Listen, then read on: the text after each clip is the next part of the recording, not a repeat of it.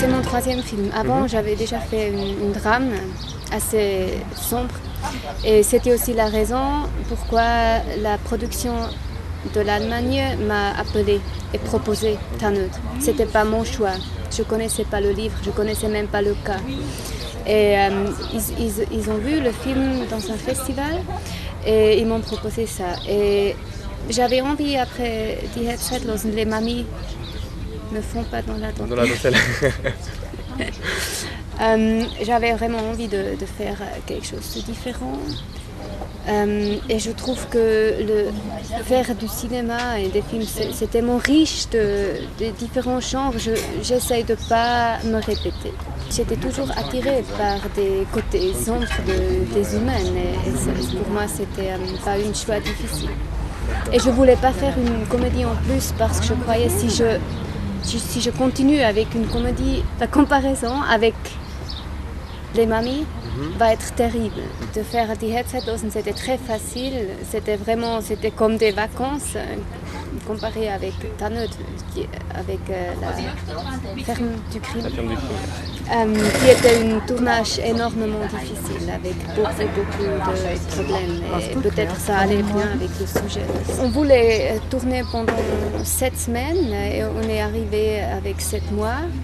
On avait un acteur qui est tombé malade au milieu et on a dû interrompre le film. On avait aussi c'était difficile avec Monika Bleibtreu qui joue la caractère un peu sorcière. Elle est morte après le film. Elle était très très malade déjà. Pendant le tournage? Oui, pendant le tournage. Et on avait des difficultés comme le temps. Le temps, c'était terrible parce que une journée, on s'est réveillé et tout était dans la neige.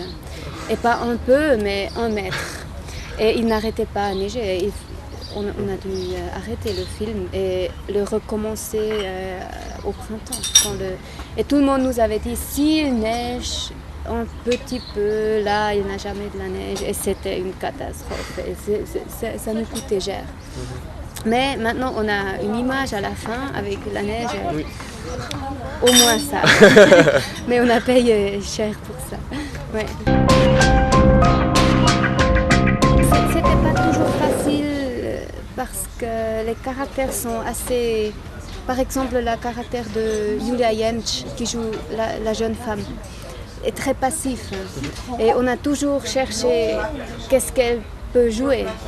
Parce que pour moi, c'est plutôt comme un médium.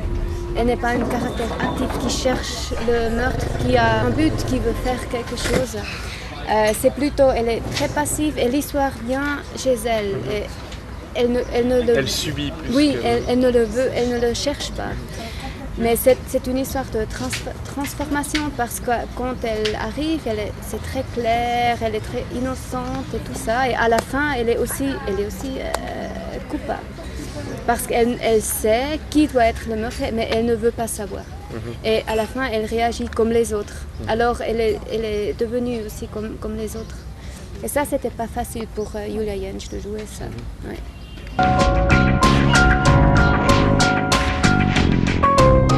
C'est une histoire vraie qui s'est passée et on n'a jamais trouvé le meurtrier. Et c'est aussi une adaptation d'un roman qui était déjà une adaptation du cas vrai. Et le roman, il dit très clairement à la fin, c'est qui le meurtrier? Le meurtre? Non, le meurtrier. Le meurtrier, ouais. Et je voulais pas. D'accord. Parce que il existe un meurtrier, ça c'est clair. Et on sait qu'il doit venir du cercle aussi. Mais je voulais pas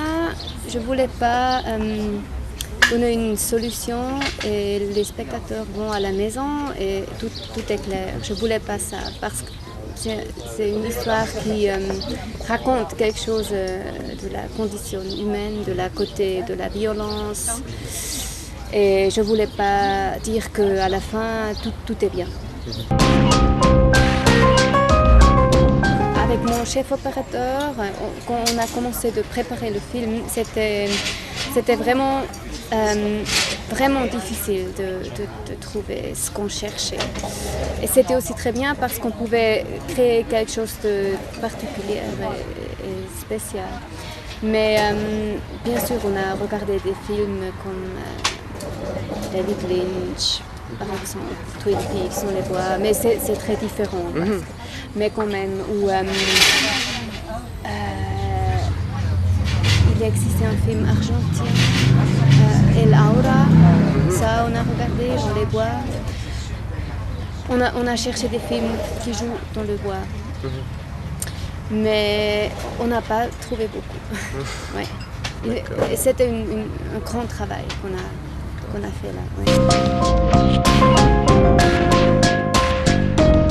Dans les années 50, le prêtre était une autorité.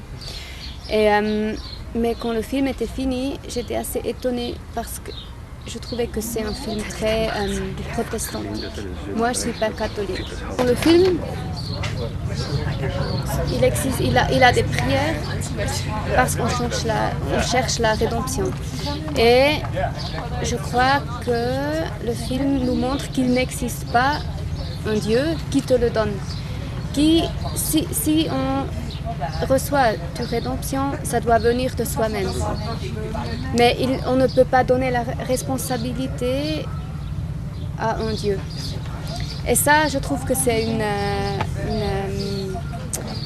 un fait très protestante. Parce qu'on ne connaît pas comment on dit quand on va chez un prêtre et lui dit des secrets. Hein? La confession. Oui, on ne connaît pas ça. Des protestantes. Je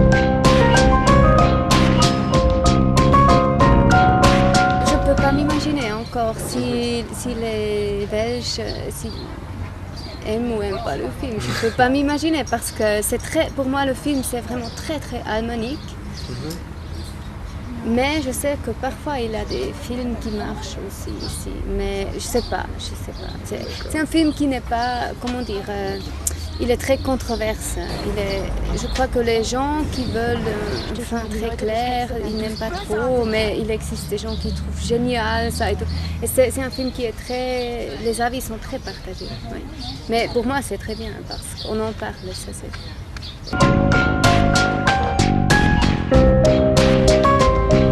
Peut-être ce ne sont pas des films comme on les imagine. Les films fantastiques, on a des imaginations de science fiction ou des films, il y en a beaucoup du Japon qui jouent avec les genres de supernaturel et tout ça. Mais il y en existe, mais c'est un peu spécial. Ce sont des films qui, peut-être on peut dire qu'ils sont des films fantastiques parce qu'ils créent des atmosphères spécifiques.